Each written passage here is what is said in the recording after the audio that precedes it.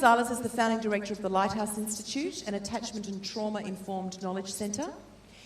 He lectures in the School of Psychology and Social Sciences at Victoria University, and in particular has an interest in the care and, I don't know whether it's treatment, but observation of young male violent offenders. Rudi will be speaking for about 50 minutes, then we'll have 10 minutes of questions. Please write your questions down as we go, because a vibrant Q&A session at the end of the speech is what makes the conference come alive. It is the bridge between the information and the audience. It shows that we are here to provide an opportunity for you to ask and honestly get feedback as to what you would like to find out for your own practice. Would you welcome to the stage Rudi Gonzalez?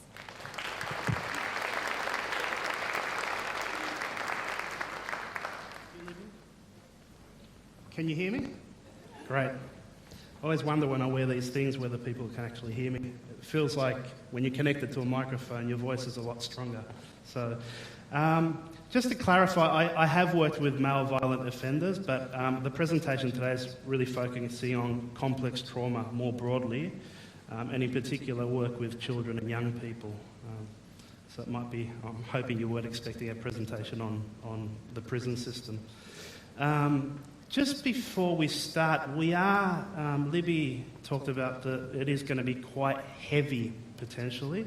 I understand that when you have such a large audience, there can be people with trauma histories as well. So there will be a lot of talk about trauma today. So if at any point you feel uncomfortable, and you need to go for a break or walk out, please feel free. I'm also available during the break as well if you need a bit of a debrief. And I can also give you information. We do have an online, a telephone system where people that are involved in the training can contact and talk to one of our psychologists at the Institute as well. So just let me know during the break if anything comes up for you or you need a bit of extra support. I'm supposed to give a sign when I need to change the slides. I think that's the sign. Okay.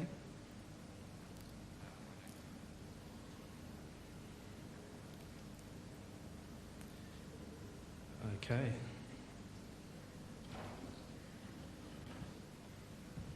So let's just move on then. Okay. All right. So we might do an activity while we're waiting for that to come up. I want people to have a bit of a think about what are the three most important things in your life. Okay. So these are the things that are part of your identity. They're part of who you are. These are things that if you were to lose, you'd be losing part of yourself. So have a think about three things. I just want everyone in the room to think about it.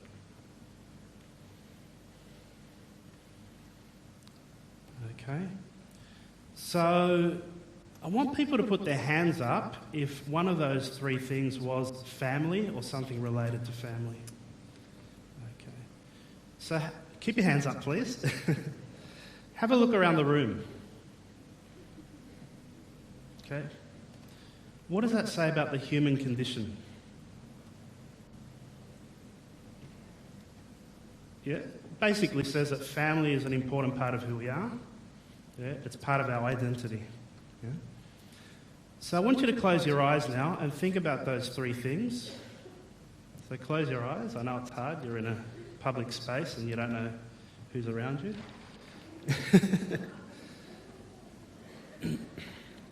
So imagine you had to let go of one of those and you're never going to see them again. Which one would you let go of first?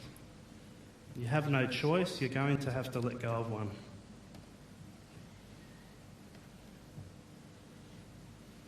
Okay. So open your eyes.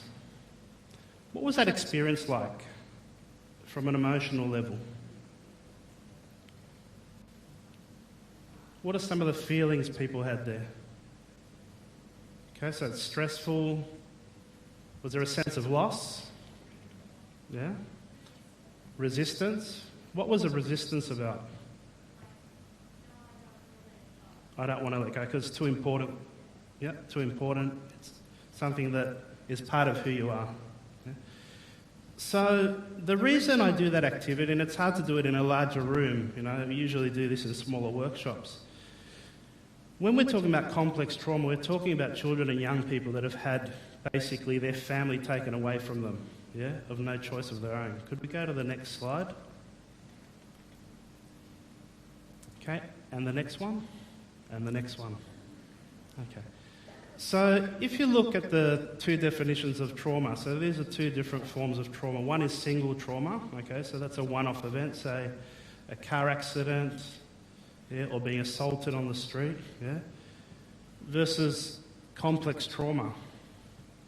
So in the context of that activity, if you were to lose your family, imagine what that experience would be like. What if, to add to that, it was your own family who abused you? It was your own family who neglected you. Imagine what it does to your sense of self, who you are, how you see the world. So today we're going to be talking about this concept of complex trauma, because in some ways it is a little bit different to one-off trauma. Okay? So as you can see, when you've got single trauma, it can be a one-off. Okay? So you're walking down the street, something happens. It's not something that happens over and over again, it's replicated throughout your whole life. As compared to complex trauma, which is repetitive, it's prolonged, it's cumulative, it's chronic, it's long-term. Okay? So in terms of if that's your experience, where you're constantly experiencing loss, you're constantly experiencing traumas throughout your life, how do you see yourself? What is a comparison here? So let's compare one-off trauma versus complex trauma. How would you see yourself in the world?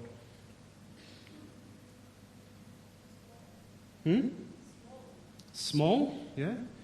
Would you see the trauma as something that's happening externally to you, or something that is part of you? You somehow have the person to blame for it. Yeah? So when you experience complex trauma, if you continuously abused, neglected, experienced trauma through your life, you start to see yourself as the problem. Yeah? Whereas if you see one-off trauma, you can say, well, generally, this wouldn't happen. You know, every time I walk down the street, I don't see a car accident or I don't get hit by a car. It doesn't mean I'm a bad person. Potentially it's that person who was driving, you know. They weren't looking out.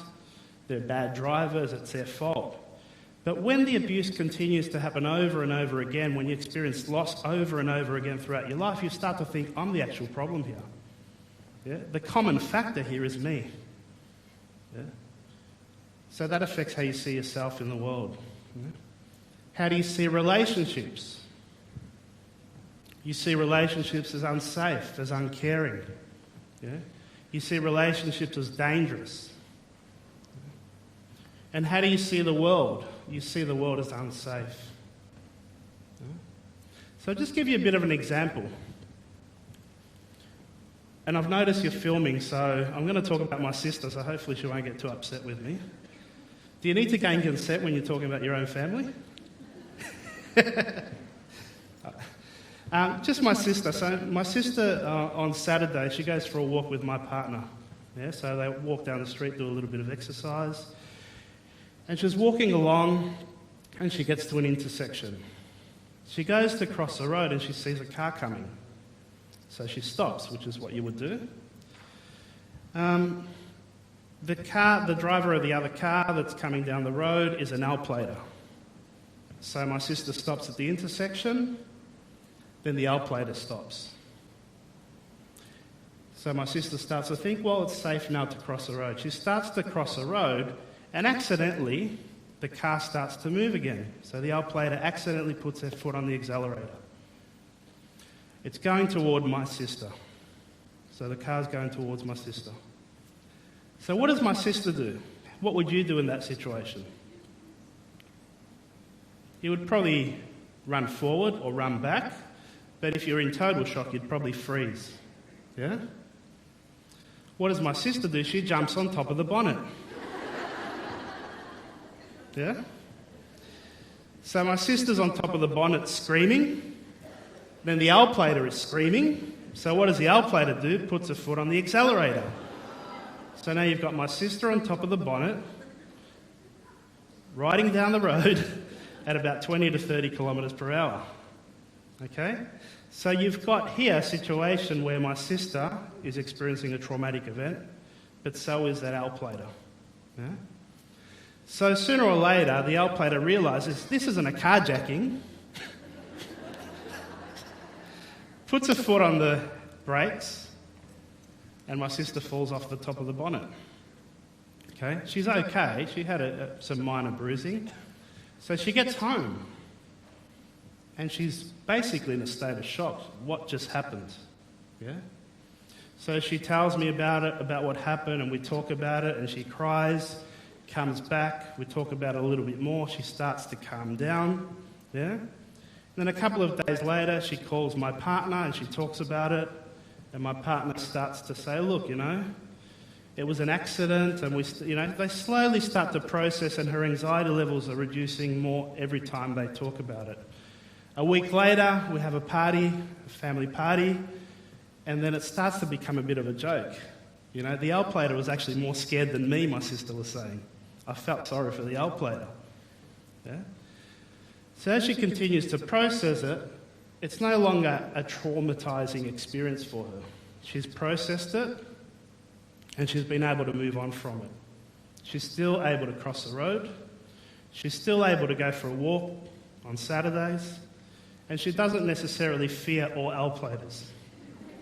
And she definitely doesn't blame herself. She still thinks it was the L plater's fault. Yeah? What resources did my sister have there? Right. Sorry? Relationships, yeah? So my sister, I won't say her age, but she is past 50, I think. And she's probably going to watch this and freak out that I've been saying this. 50 years of age, educated, brought up, although my family has their issues, quite a healthy environment. She was loved, she was cared for, she was part of a healthy community, she has friends, yeah, all the rest. She had someone that she could process the experience with, yeah, through the relationship someone was saying over there. Okay? Generally, when she's walking down the street, this doesn't happen. So she's not generalising this to every experience in her life. The experience of jumping onto that bonnet is not consistent with her everyday experience. She's never experienced trauma before. So the point I'm trying to make is, if you compare the single trauma there that my sister experienced and someone who's had the experience of complex trauma, what you see is that some of the resources necessary to actually process the trauma aren't there. One, the cognitive capacity may not be there because the brain is actually impaired by trauma. So if you experience loss, neglect, abuse throughout your life, your brain actually changes. It is either underdeveloped or parts of the brain actually prune off, yeah?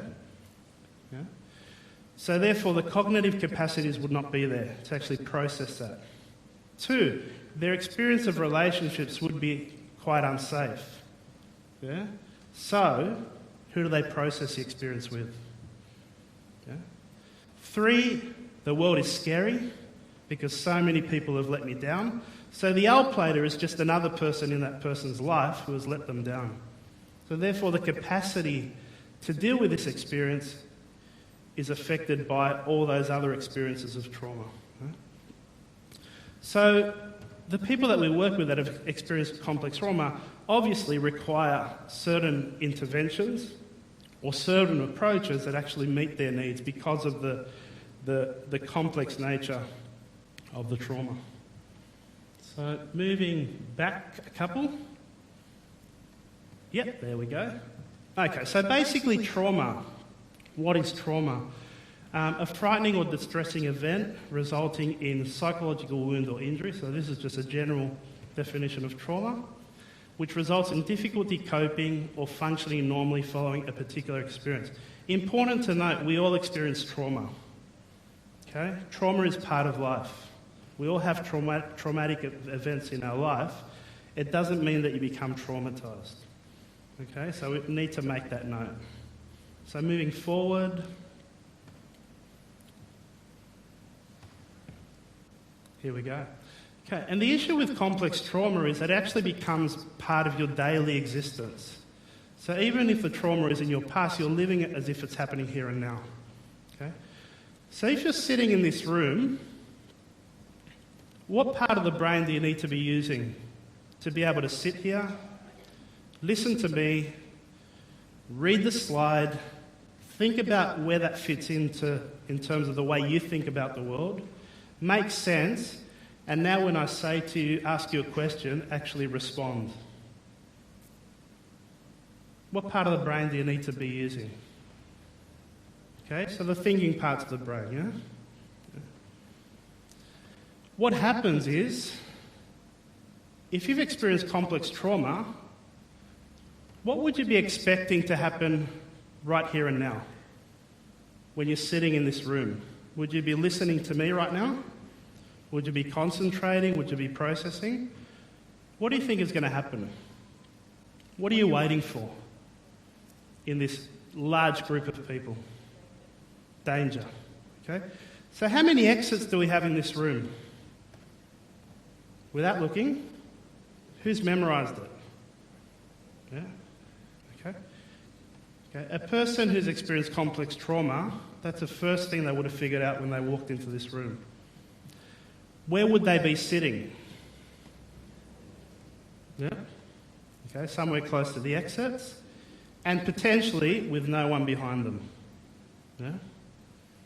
So if you're in that state, is it possible to actually sit here and process this? Yeah? Because you're operating from what's called the survival part of the brain. Yeah? Fight, flight, or fear. Fight, flight, or freeze, sorry. Okay? So you're expecting something bad to happen right now. So your capacity to concentrate and actually participate in this presentation is going to be very difficult.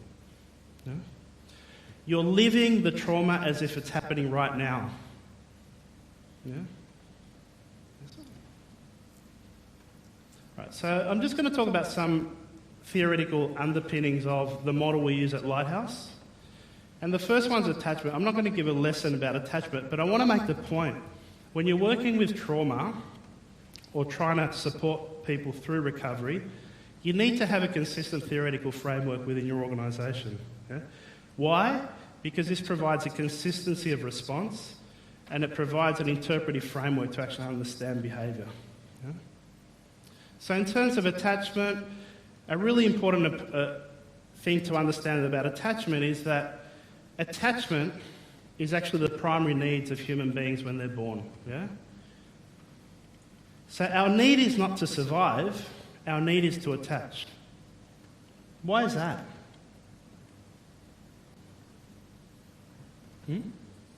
Yeah. Can a baby survive on their own? Okay.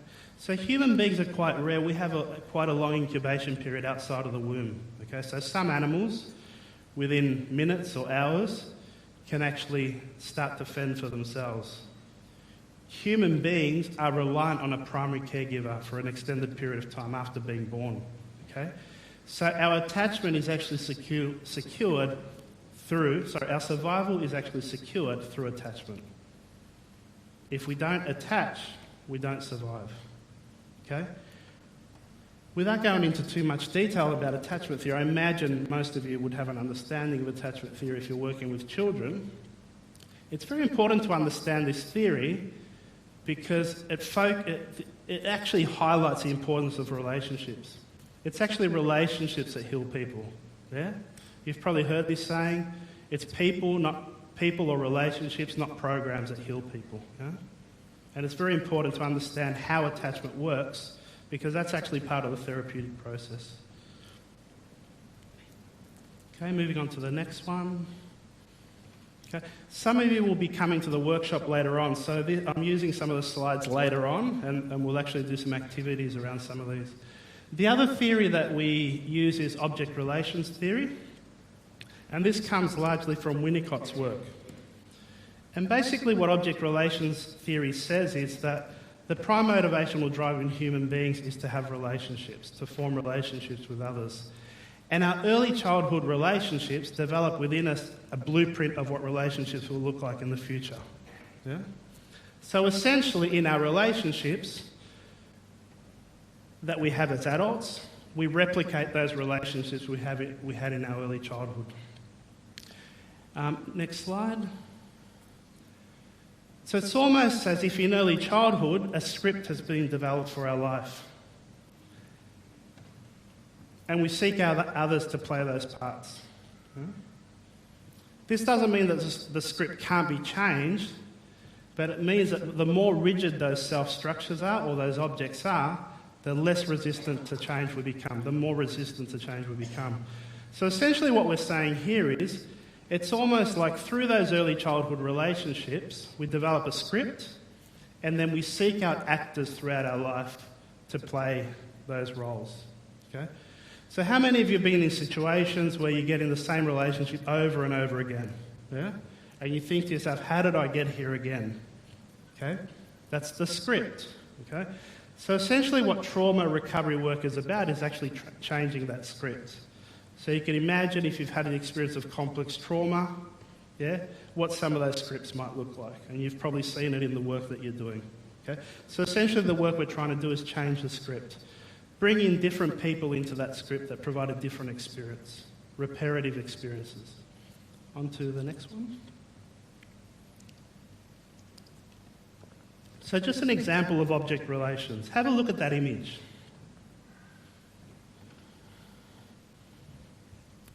What do people see there? Is it a happy image? Is it a sad image? Who would like to share? Maybe the front row, because I can actually hear you. Looking down, yeah. They're not holding hands, so you see a separation. Yep. What do other people see? A mirroring. Okay. We rushed through an image before of a mother and baby looking at each other. Do you see something similar to that there, or is it different?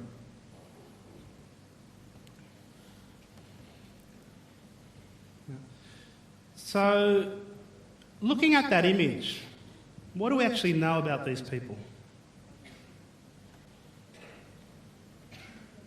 Nothing really, do we? It's almost as if that image is just a blank script. Yeah?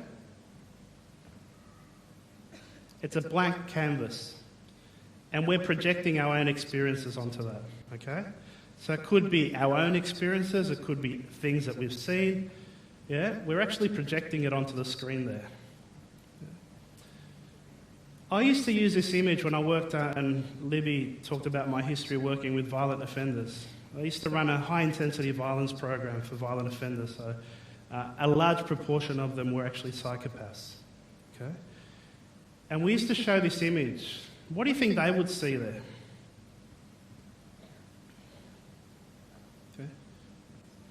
So looking at the back of the photo, I don't know how clear it is. Is it clear for everyone in the back rows there? Okay.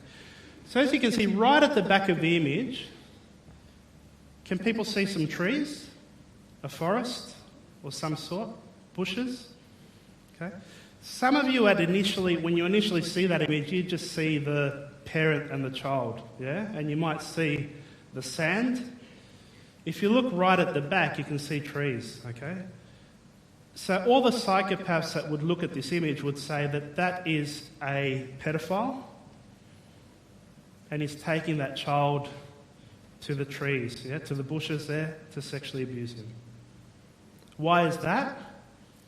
Because 90% of them in this group had been sexually abused themselves by father figures. Yeah?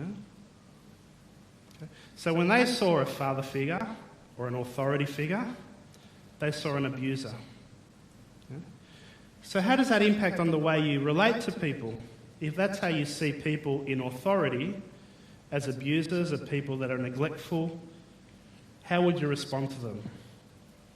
You wouldn't be responding in a very positive light, would you? Yeah? So sorry to bring down the energy there. But this is a reality of the work. Just another image, the next one, which is another example of this. So some of you have probably experienced this before.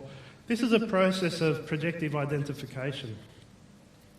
So you've got the child or the young person coming in and basically saying to this gentleman, "You don't care about me." People always shut me up. No one wants to hear me. You don't either. Look at you. You just want me to shut up. And if you look at the gentleman in the first image, what's he actually doing? Is he actually doing that? He's not saying anything. He's quite expressless. He's just sitting there.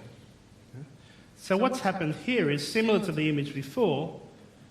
That young person has projected onto that person. You'll see that if you're working in the field, yeah? You'll find a lot of times people angry with you, or on the opposite side, they love you when they don't even know you, yeah?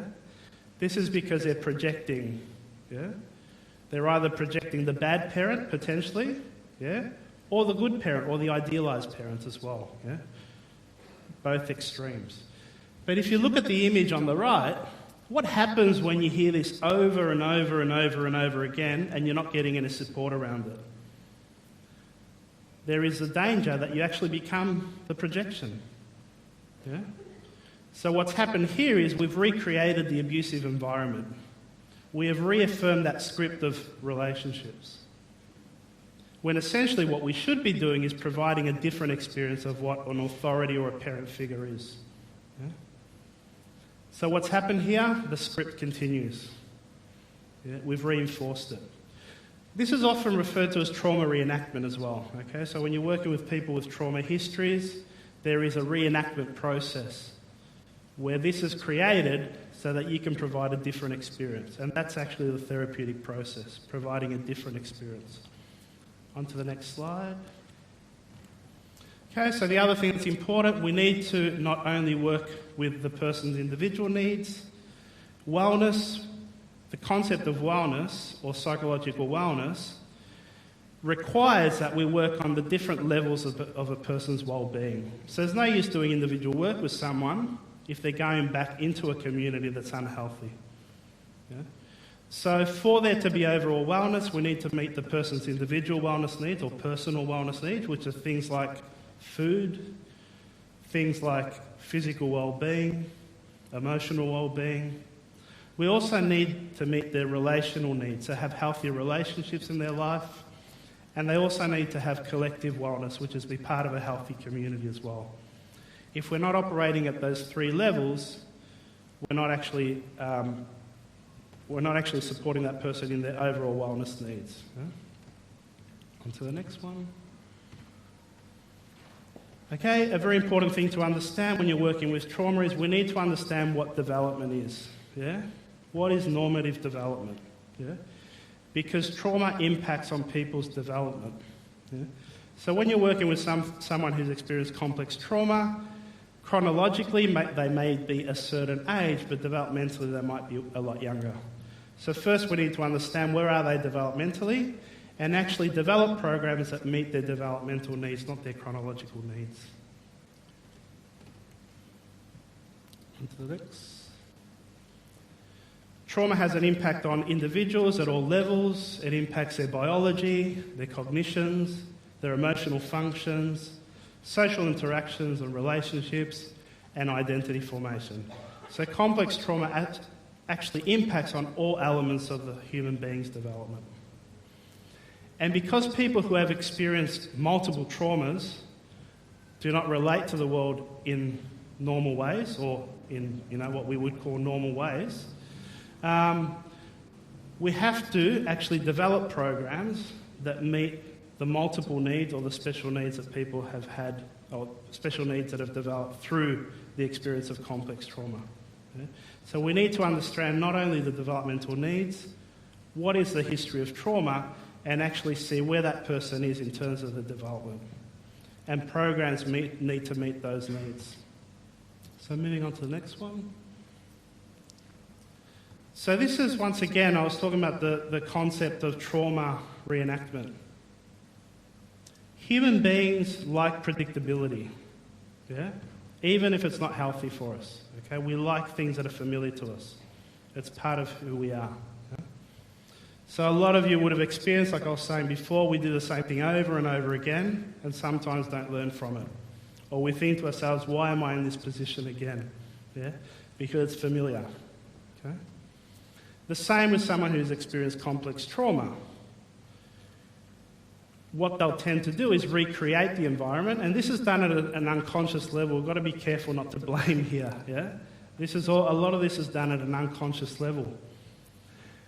They may feel that a return to the chaotic environment or the traumatising environment is inevitable, so create situations at an unconscious level so that they receive the same responses that reaffirms that script of the world. Yeah? So, just an example, we've got a residential program, a therapeutic residential program. Sometimes we get referrals and at face value it looks like the young person's development hasn't been severely impacted on. Yeah? So the way they present is quite, like any other young person, it appears. But as they actually come into the home and they spend 3 or 4 months, we start to see the acting out. Yeah? We start to see the young person really challenging their carers, challenging other young people in the homes. Yeah? So what's happening here is a process of trauma reenactment. Yeah? Because part of the recovery process is actually to have a different experience. Yeah? To have a reparative experience of relationships. Because a young person is so used to that chaotic environment, that traumatised system, in some ways they will try and recreate that so it's familiar to them. Okay? It can happen in a residential program, it can happen in any program. Yeah? So what we need to provide is a different experience to that. So the way we respond needs to be in a therapeutic way so we're not reinforcing the view of the world as being unsafe, that relationships, family is unsafe. Yeah? Next slide, please. So this is just an example of what can potentially happen in an organisation. So if you looked at the early slide where we talked about complex trauma, yeah? And you're talking about cumulative, long-term, repetitive trauma in a person's life. What is the emotional experience of someone who's had that history? How do they feel in the world? What are some of the emotions that would come up? Sorry? Sorry? Afraid, yeah. Someone said anger. Yeah. What other emotions? Vulnerable. What's that? Isolated, okay. If you're feeling that way in the world, how would you behave potentially? If you're feeling that scared, that defensive, how would you potentially behave? Rebellious. You could be rebellious, yeah. Withdrawn. What else? Defensive, yeah. Aggressive, yeah. So if you're the worker and you're working with someone who is constantly defensive, is aggressive, potentially violent at times, telling you you're not a great worker, yeah, over and over again, you're not helping me, you're not doing anything for me, you're just the same as all of them, how do you start to feel?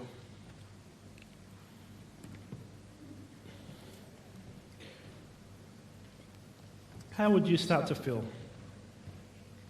Rejected? Yeah. Angry? Yeah, after a while, you start to get angry. Yeah. Defensive. Okay. So you're in a workplace, you're a worker, and you're feeling this way. How do you start to behave in the workplace? You start to behave very similar to the client. How does management respond to this?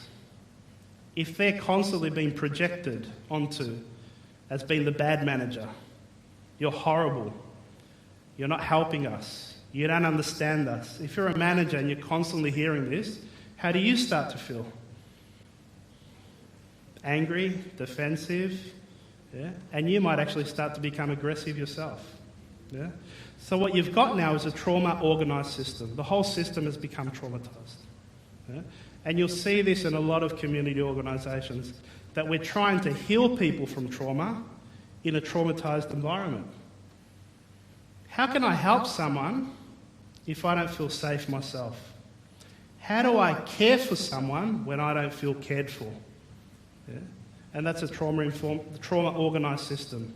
So the whole system is now replicating that traumatic family system. We've recreated the place where the traumatised person came from. You can't heal people in a traumatised system. We're making it worse, yeah? So on to the next, and another example. So basically that's the trauma, that's a parallel process. So what we're seeing, the client is feeling unsafe, angry, helpless, hopeless, hyper-aroused, fragmented. That flows on to staff, that flows on to the organisation, and before you realise it, we've recreated a traumatised family system within our organisation. On to the next slide, just another example. Okay, so that's pretty much saying what I said before. So move on to the next one. So this is a diagram of the flow of trauma. So what we're seeing is, if going back to what we were talking about, you've got the client who is feeling distressed, angry, frustrated, all those extremes emotions that we're talking about. That flows onto the worker. That then flows on to management. Yeah? Where is the power in the organisation? At management level, isn't it, usually? Yeah. When you have a hierarchical structure. So if the workers are pushing on to management, what does management do? Yeah, a lot of the times I'll push back. So if the worker is getting pushed by the client, and then management is pushing onto them, what starts to happen to the worker? Okay, so you have the process of vicarious trauma here starting to develop. Yeah? You've got workers that are becoming traumatised in the workplace. So what does a worker do when they can't push up, but they've got all this energy that's building up? Yeah. So the danger is they push down to the client. Yeah? So we've heard of situations where workers have been abusive to clients, inappropriate boundaries and all the rest, yeah? Doesn't happen all the time, yeah? We have people who are doing great work. But the danger is if we actually push down towards a client, once again, we've recreated that traumatic system. What we've done is we've become that abusive parent, yeah? So we've reaffirmed that script of the world, that script of relationships. So in a trauma-informed system, the energy should actually flow through to management. And at each level you should have parallel process so that when that energy, the flow of trauma, moves towards management, at each level the parallel process processes that experience of trauma, experiences those really powerful emotions.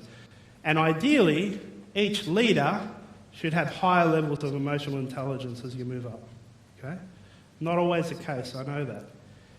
But what we're doing with the client, we should be doing with workers and we should be doing with managers. So an example, if we're providing therapy to a client, there's no use doing therapeutic work with a client if we haven't done something with the worker as well.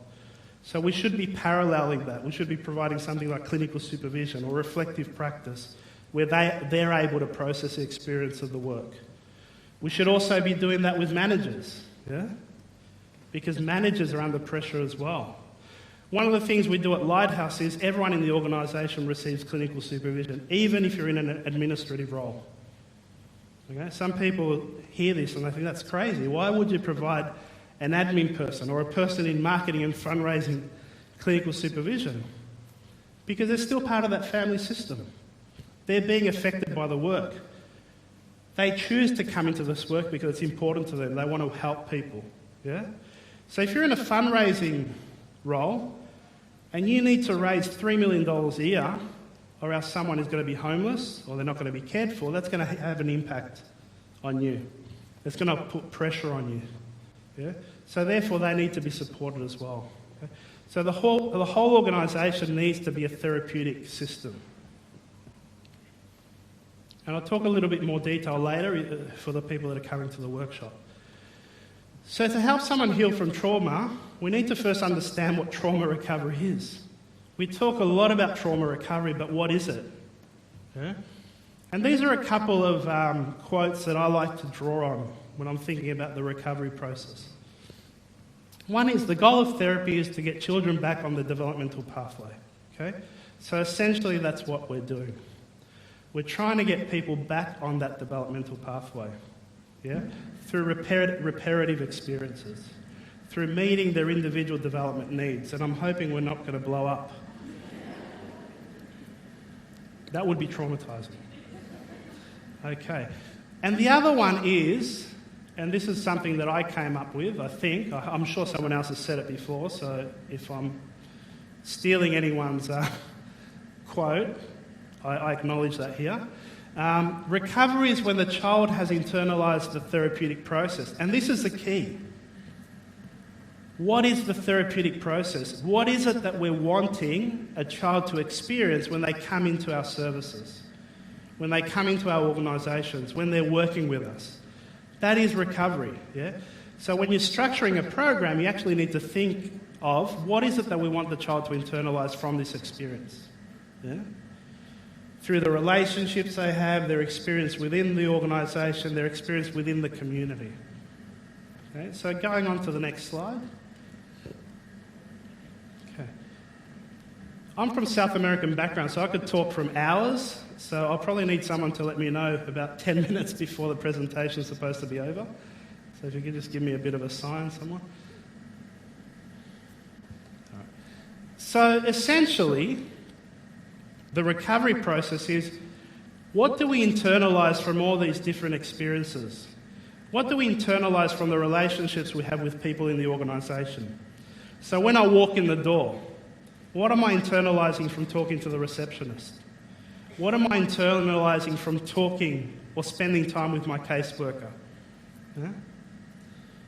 Because that's what's going to be replicated in other relationships. If that's internalised, if healthy relationships are internalised, if reparative attachment relationships are internalised, this is what is going to happen in the future for them. This is how they're going to relate to other people. Yeah? How do we internalise, or what do we internalise about the group? Okay? So if you look at abuse and neglect, we've got to be really careful. We focus a lot on the parent. The parent was the abuser. The parent neglected the child. But the parent is part of a larger social structure. It's part of a larger social context. So when the child was abused or neglected, it wasn't just the parent, it was the whole community. Yeah? That was part of that, either directly or indirectly. So when the child reported it to someone and they didn't believe it, it's a community that took part of that. How about the extended family? What did the extended family do? How did the extended family protect that child? So if you look at the experience of being part of the group, largely negative. Yeah? So we need to recreate those reparative experiences of what a group is like, what a healthy group is.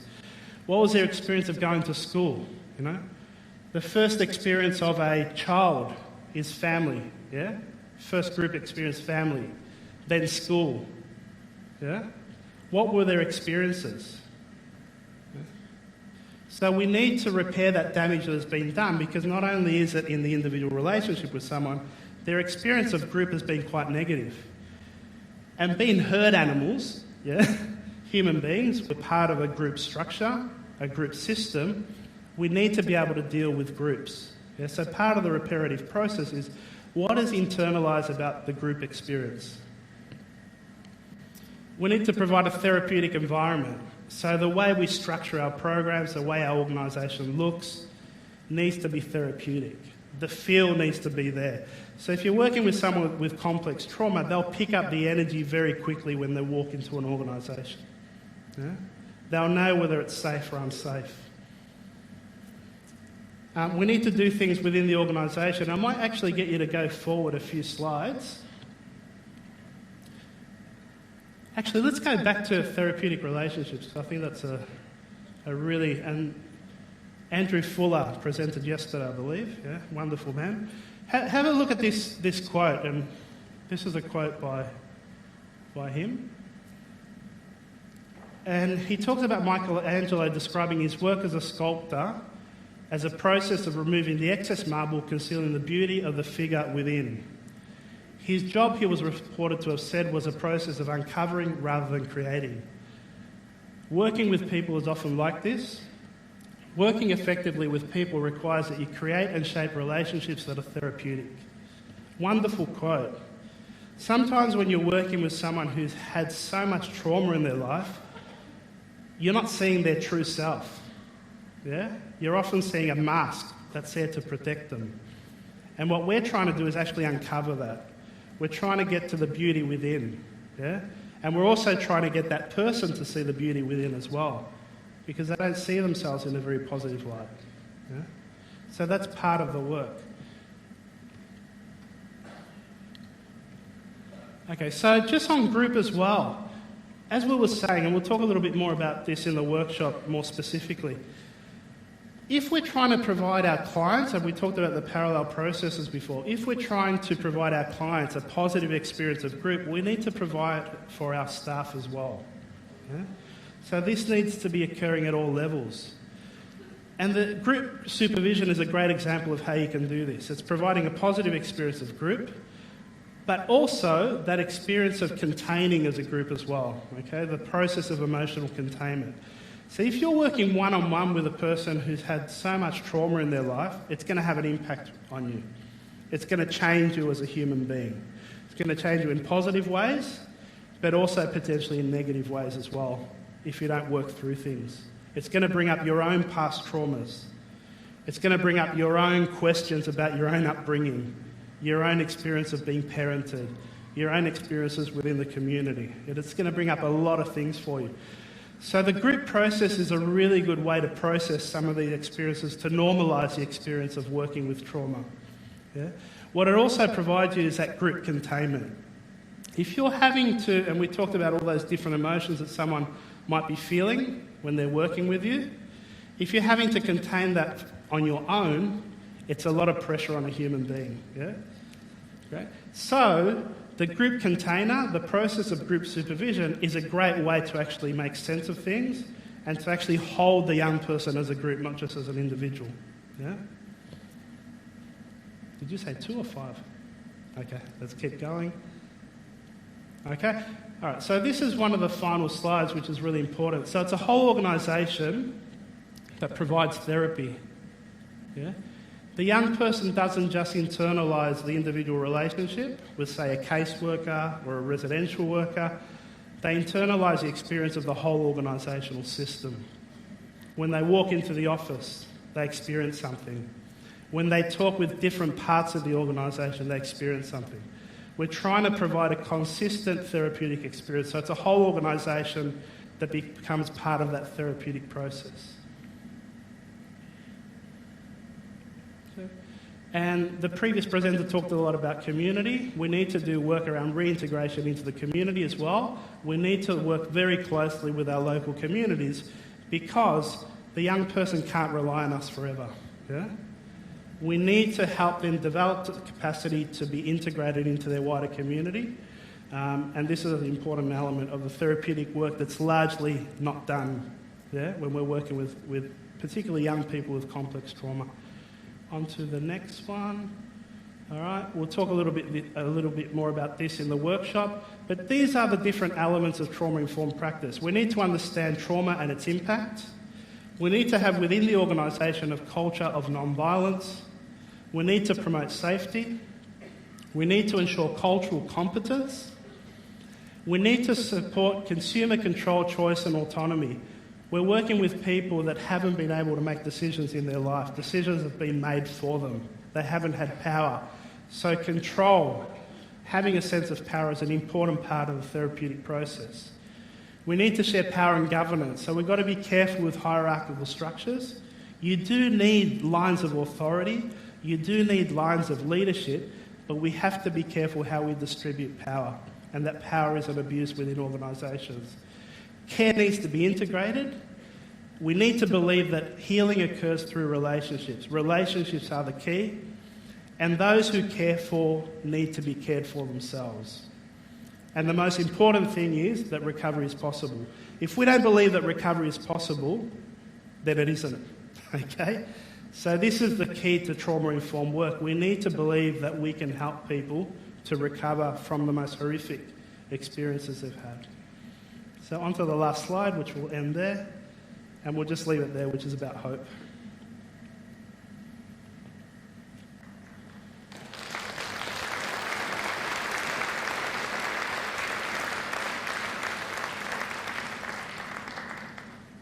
Last slide. Okay, so more information. This is a book that I wrote, so if people are interested in therapeutic residential care, and also the Lighthouse Institute. If you want more information or if you want to get a copy of the slides, just send us an email. And Libby, over to you.